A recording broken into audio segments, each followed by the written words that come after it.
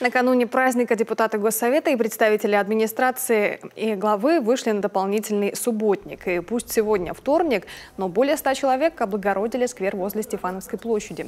Это памятник павшим в годы гражданской войны, братской могилы 14 красноармейцам.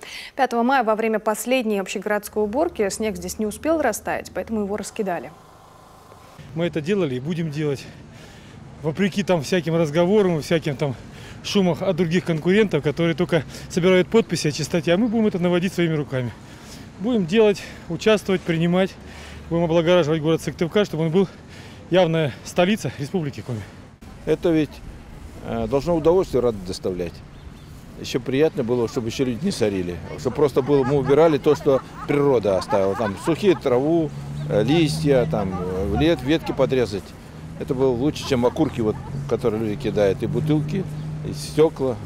Это бы, конечно, нежелательно было бы. Кроме того, на участке подровняли кустарник, удалили торчащие из земли металлические конструкции и облагородили акации. С территории эвакуировано 2 КАМАЗа мусора.